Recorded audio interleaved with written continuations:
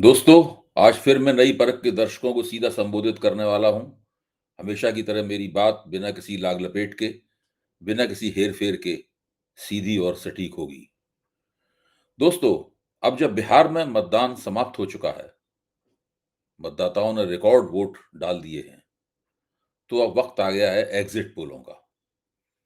व्यावसायिक टीवी चैनलों पर जिन्हें हम लोग व्यंग से गोदी मीडिया कहते हैं, ने 7-8 एजेंसियों के पोल दिखाए हैं। कल की शाम एग्जिट पोलों की शाम थी। इनके अनुसार बिहार में एनडीए की हवा चल रही है। नीतीश की सरकार बनने वाली है और महागठबंधन बुरी तरह से हारने वाला है। लेकिन एग्जिट पोलों का एक दूसरा सेट भी है।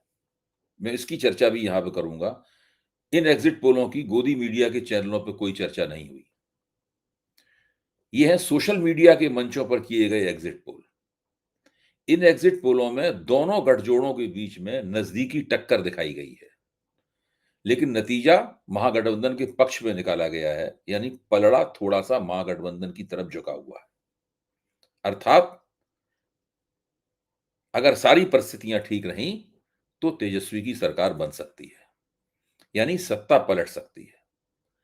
दोस्तों, आप जानते हैं कि सोशल मीडिया के ये मंच कोई छोटे-मोटे मंच नहीं है। एक-एक मंच के पास दसियों लाख दर्शक हैं। आज की चर्चा में मैं विश्लेषण करूंगा कि गोदी मीडिया की बात तार्किक दृष्टि से सही लगती है या सोशल मीडिया की बात तार्किक दृष्टि से सही लगती है। दोस्तों, आप जानते हैं कि गोदी मीडिया पर दिखाए जा रहे एग्जिट पोलों के कयास से मैं सहमत नहीं हूं। मैं अपने अनुमान आपके सामने रख चुका हूं। मैं इस मसले को काफी गंभीरता से लेता हूं, इसलिए कोई बड़ी-बड़ी बात करने के चक्कर में नहीं फंसता और अपने आप को आखिर में गलत साबित होने का खतरा भी उठाने के लिए मैं तैयार हूं।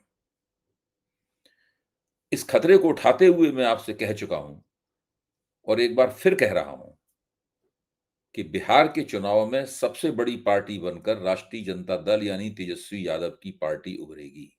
फिर से दोहराता हूं, बिहार के चुनाव में सबसे बड़ी पार्टी बनकर राष्ट्रीय जनता दल यानी तेजस्वी यादव की पार्टी उभरेगी। महागठबंधन का नेतृत्व इसी के हाथ में है। दूसरे नंबर पर एनडीए की पार्टी जनता दल यूनाइटेड यानी नीतीश कुमार के नेतृत्व वाला दल उभरेगा। भाजपा तीसरे नंबर पर होगी। मैं यह भी मानता हूं कि बिहार के चुनाव की चाबी दो समुदायों के बीच में हाथ में है। एक समुदाय कमजोर जातियों का है, इसे अति पिछड़ा समुदाय के नाम से जाना जाता है। इससे कमजोर अगर कोई बिहार में है तो वह वहां का दलित वर्ग ही है। इसकी आबादी 36% है। दूसरा समुदाय जाति धर्म से परे जाता हुआ आयु वर्ग के आधार पर बना हुआ समुदाय है। यह 18 से 35 साल के मतदाताओं का है, यानी युवाओं का है। बिहार में इनकी आबादी देश में सबसे ज्यादा, बहुत जबरदस्त है। मेरे हिसाब से बिहार के वोटरों में 2/3 यानी करीब 65 से 70% वोटर यही मतदाता है। ये मतदाता जिधर झुक गए, वह चुनावी जद्दोजहद में आगे निकल जाएगा। इनका एक हिस्सा भी अगर महागठबंधन की तरफ चला गया, तो महागठबंधन की सरकार निश्चित रूप से बनेगी। पिछली बार अति पिछड़ों ने एनडीए को ज्यादा समर्थन दिया था। लेकिन युवाओं ने महागठबंधन की ज्यादा तरफदारी की थी। इस बार महागठबंधन ने युवाओं के साथ-साथ अति पिछड़ों का समर्थन जीतने की सुनियोजित और सुविचारित कोशिश की है। देखिए इसके जवाब में अति पिछड़े क्या तय करते हैं। दोस्तों, मेरा अपना जो अनुमान है, वह बताता है कि बिहार में टक्कर है। चुनाव एक तरफा किसी कीमत पर नहीं है। ऐसा नहीं है कि अगर महागठबंधन जीता तो एनडीए का सुपड़ा साफ हो जाएगा और अगर एनडीए की सरकार बनी तो महागठबंधन का कचूमर निकल जाएगा। चुनावी मुहिम पर गहरी निगाह डालने से ऐसे कोई संदेश नहीं मिलते कि किसी एक पार्टी या किसी एक नेता या किसी एक मोर्चे की लहर चल रही है। जाहिर है कि मेरे सामने यह सवाल होगा ही कि फिर गोदी मीडिया किस आधार पर अपने दावे कर रहा है। आखिरकार उसके रवैये में क्या-क्या खामियां हैं? गोदी चैनलों पर दिखाए गए एग्जिट पोलों में कौन सी पोल पट्टी है? मैं समझता हूं कि पहले नंबर पर उनकी खामी यह है कि उनके पोल बिहार की छोटी पार्टियों को तकरीबन नजरअंदाज करते हैं, जैसे कि वे चुनाव लड़ ही नहीं रही हों या उनका कोई प्रभाव ही न हो। उनके पोलों ने सारे वोट और सारी सीटें तीन बड़ी पार्टियों राष्ट्रीय जनता दल यूनाइटेड और भारतीय जनता पार्टी के बीच बांट दी है। यह बिहार की राजनीतिक हकीकत किसी कीमत पर नहीं है। 2020 याद है, उस समय क्या हुआ था? 2020 में राजद को सबसे ज्यादा 23.11%, भाजपा को 19.46%, जनता दल यूनाइटेड को 15.39% वोट मिले थे। तीनों को जोड़ दीजिए, कुल 67.96% ही होते हैं। तो बाकी 32.04% वोट कहां गए? ये सभी वोट दोनों गठजोड़ों की छोटी पार्टियों को मिले थे। कांग्रेस ने 9.6, सीपीआई एमएल ने 3.11 वोट प्राप्त करके महागठबंधन के लिए 31 सीटें जीती थी। एमएल पार्टी कांग्रेस हाँ, एमएल पार्टी गरीब ग्रामीण मजदूरों में अच्छा आधार रखती है। वह एक अनुशासित दल है, उसकी निष्ठाएं स्पष्ट हैं। वह कटिबद्ध होकर भाजपा विरोधी, सांप्रदायिकता विरोधी राजनीति करती है। पिछली बार मुकेश सैनी की मल्ला आधारित पार्टी विकासशील इंसान पार्टी यानी वीआईपी एनडीए के साथ थी, उसने 4 सीटें जीती थी।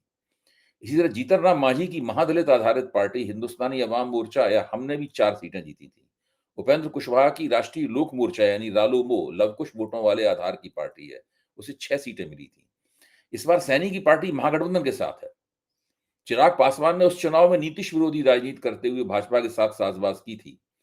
भाजपा को सबसे बड़ी पार्टी बनाने के लिए उन्होंने खुलकर 134 उम्मीदवार खड़े किए थे और बड़े पैमाने पर जनता दल यूनाइटेड को नुकसान पहुंचाया था। इस बार वे 29 सीटें लेकर एनडीए से लड़ रहे हैं। हम इस चुनावी हकीकत को भी नजरअंदाज नहीं कर सकते कि ये छोटे दल न केवल अपने उम्मीदवारों को जिताने के लिए लड़ते हैं, बल्कि इनकी बिरादरियों के वोट सहयोगी दलों को जिताने में मदद करते हैं। कुल मिलाकर सरकार बनाने में इनकी अहम भूमिका होती है। गोदी मीडिया पर दिखाए गए एग्जिट पोलों की दूसरी पोल पट्टी यह है कि उन्होंने मान लिया है कि स्त्रियों के सारे वोट एनडीए को मिल गए हैं और युवा मतदाताओं की कोई अलग से पसंद नहीं है और उन्होंने अपनी अपनी जातियों के हिसाब से ही वोट किया है। क्या ऐसा सोचने का कोई आधार है? 2020 में भी स्त्रियों ने एनडीए को महागठबंधन के मुकाबले ज्यादा वोट किया था, लेकिन इस मामले में दोनों के बीच अंतर महज 2-2.5% का ही था। क्या इस बार यह अंतर ज्यादा होगा? मुख्यमंत्री महिला सम्मान योजना के तहत दिए गए 10,000 रुपए वाली योजना को यह श्रेय दिया जा रहा है। इसके कारण महिला वोट एनडीए को एक मुश्त मिलेगा। इसमें कोई शक नहीं कि इस योजना का कुछ ना कुछ असर जरूर पड़ेगा, लेकिन यह मान लेना गलती होगी कि उन समुदायों की महिलाओं के वोट भी एनडीए के पास चले जाएंगे जो पारंपरिक रूप से महागठबंधन का समर्थन आधार है। इस बार महागठबंधन के पास न केवल मुसलमानों और यादवों के पारंपरिक समर्थक हैं, बल्कि उसके आधार में पिछड़े समुदायों का भी इजाफा हुआ है। उसके पास मुकेश सैनी का मल्लाह आधार है, साथ में आईपी गुप्ता की पार्टी का भी समर्थन आधार है जो पिछड़े वर्ग से आता है। अब आइए युवाओं पर। बिहार के पढ़े लिखे, नौकरी या अन्य किसी रोजगार के लिए इच्छुक युवाओं की आकांक्षाओं को कम करके आंकना एक बहुत बड़ी गलती होगी। यह सही है कि युवा भी जाति धर्म के आधार पर बटे होते हैं, लेकिन उनकी पहचान दोहरी होती है। देश के एक बड़े पोलस्टर प्रदीप गुप्ता कहीं कहते सुने गए हैं कि इस बार बिहार के चुनाव का सबसे बड़ा मुद्दा रोजगार और नौकरी रही है। मैं तो यह कहूंगा कि युवाओं का वोट इस बार बिहार में गेम चेंजर हो सकता है। इस संभावना को नजरअंदाज नहीं किया जा सकता कि ऊंची जातियों के युवाओं का भी कम से कम 10-15% हिस्सा तेजस्वी को वोट करे। तेजस्वी 2020 से ही नौकरी और रोजगार पर फोकस कर रहे हैं। गोदी मीडिया के एग्जिट पोलों की तीसरी पोल पट्टी यह है कि उन्होंने एनडीए के भीतर चल रही काट फांस को नजरअंदाज किया है। वे यह देखने में नाकाम रहे कि जनता दल यूनाइटेड के भीतर एक खुफिया नारा चल रहा था, भाजपा हाफ और लोजपा साफ। यानी इस बार भाजपा की सीटें कम करो और लोजपा की कमर तोड़ दो। तीर ही लालटेन है और लालटेन ही तीर है, ऐसे नारे की चर्चा हम पहले भी सुन चुके हैं, कर चुके हैं। गोदी एग्जिट पोल की थियरी यह है कि एनडीए के भीतर कोई मतभेद नहीं था, लेकिन मैं स्वयं भाजपा के प्रवक्ताओं को निजी तौर पर बातचीत करते हुए सुन चुका हूं कि इस बार चिराग पासवान की लोजपा को कम सीटें आएंगी। क्यों? इन प्रवक्ताओं और लोजपा के प्रवक्ताओं दोनों की तरफ से एक ही बात कही जा रही थी कि नीतीश ने भाजपा के सामने शर्त रखी थी कि इस बार लोजपा को सबक सिखाना पड़ेगा। यानी न तो नीतीश और न ही भाजपा का वोट चिराग के उम्मीदवारों को ठीक से मिला है। यानी चिराग के लिए चुनाव बहुत बड़ी समस्याएं पेश कर सकता है। भाजपा और जनता दल यूनाइटेड का यह भीतरी बंदोबस्त हमसे क्या कहता है? क्या यह नहीं कहता कि एनडीए में आपसी तालमेल के लिहाज से सब कुछ ठीक नहीं था? अगर दोनों मिलकर चिराग के पैर काट सकते हैं, तो क्या दोनों आपस में एक दूसरे के पैर नहीं काट सकते? अब आइए दोस्तों, सोशल मीडिया के एग्जिट पोलों पर विचार करें। इसमें मैं सबसे ज्यादा 2 पोल का जिक्र करूंगा, डीबी लाइव पर दिखाए गए पोल का और पोल पिंच के और न्यूज पिंच के आंकड़ों का। डीबी लाइव एक बहुत बड़ा मंच है। उसके आंकड़े क्या कहते हैं? यह मंच एनडीए को 95 से 109 सीटें दे रहा है। महागठबंधन को इसने 130 से 144 सीटें दी हैं। इसके अलावा न्यूज़ पिंच को देखिए, इस एजेंसी के लोगों ने बिहार में इस बार सबसे ज़्यादा भ्रमण किया है। इसके अनुसार एनडीए को कुल 38.4% वोट और 121 सीटें मिल सकती हैं। न्यूज़ पिंच बताता है कि महागठबंधन को 39.2% वोट मिलेंगे और 119 सीटें मिल सकती हैं। यानी करारी टक्कर है। ये एजेंसी 6% की कम ज्यादा संभावना मान रही है, यानी पलड़ा किसी भी तरफ झुक सकता है। न्यूज पिंच ने हर पार्टी के लिए अलग अलग सीटों की भविष्यवाणी की है। प्रशांत किशोर की जनस्वराज पार्टी को उसने 12.7% वोट दिखाए हैं, जो पहली बार चुनाव लड़ रही पार्टी के लिए एक सम्मानजनक आंकड़ा है। इतने वोटों से जनस्वराज दल कई उम्मीदवारों को हराता या जिताता दिख सकता है। इसी तरह एक जर्नो मिरर का एग्जिट पोल है जो महागठबंधन की सरकार बनवा रहा है। एक और अहम पहलू है जिसकी तरफ हमें ध्यान देना चाहिए। एक कट्टर दक्षिणपंथी हैंडल है अजीत भारती का।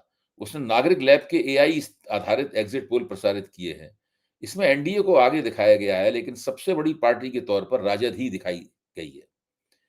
सोशल मीडिया की दुनिया में एक और अनुमान घूम रहा है। कहा जा रहा है कि यह राष्ट्रीय स्वयंसेवक संघ के लोगों द्वारा निजी स्तर पर कराया गया पोल है। इसके अनुसार एनडीए को 103 और महागठबंधन को 131 सीटें मिल सकती हैं। इसके अनुसार महागठबंधन में राजद को 84, कांग्रेस को 28, माले को 12 और वीआईपी को 5 सीटें मिल सकती हैं। एक सीट आईपी गुप्ता की पार्टी को भी मिलती दिखाई गई है। एनडीए में जनता दल यूनाइटेड 55 जीतकर सबसे आगे है और भाजपा 41 जीतकर उसके पीछे दिखाई गई है। लोजपा के बारे में भी वही दिखाया गया है जिसका शक हो रहा था। लोजपा को अपनी लोकसभा सीटों से भी कम सफलता मिलती लग रही है। दोस्तों, इन्हीं अटकलों को आजकल एग्जिट पोल कहा जाता है। मैं ये कहने से नहीं चूकूंगा। कल की शाम इन्हीं अटकलबाजियों की थी।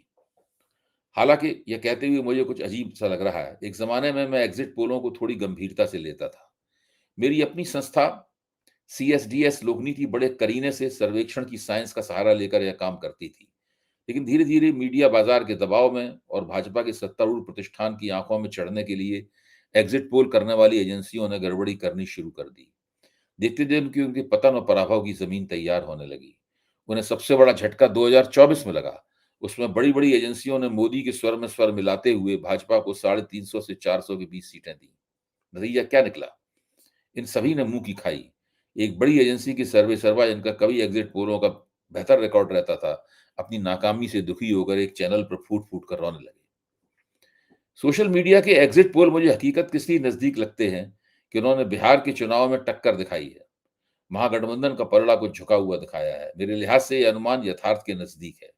महागठबंधन इस बार अपनी सामाजिक रणनीति के कारण कुछ बेहतर स्थिति में है। उसने अति पिछड़ा वर्ग को अपने साथ जोड़ने की कोशिश की है, जो 2020 में नहीं की थी। एनडीए के पास कोई नया नैरेटिव नहीं था। वह एन नीतीश की साख और महिलाओं को 10,000 देने के दम पर लड़ रहा था। मुद्दे महागठबंधन के पक्ष में थे। युवा नेतृत्व महागठबंधन के पक्ष में था। महागठबंधन की कोशिश अपने आधार का प्रसार करने की थी और एनडीए की कोशिश अपने आधार को बचाने की थी। एनडीए बचाव की मुद्रा में था, महागठबंधन आक्रामक मुद्रा में था।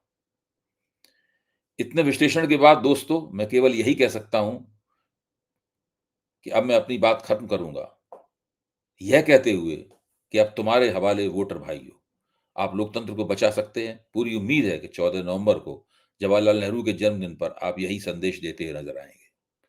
दोस्तों, आज की सीधी बातचीत खत्म करने से पहले मैं आपके अपने चैनल नई परख के बारे में कुछ और भी कहना चाहता हूं। आप सभी ने नई परख को इतना प्यार किया है, उसके लिए सभी दर्शकों का तहे दिल से शुक्रिया।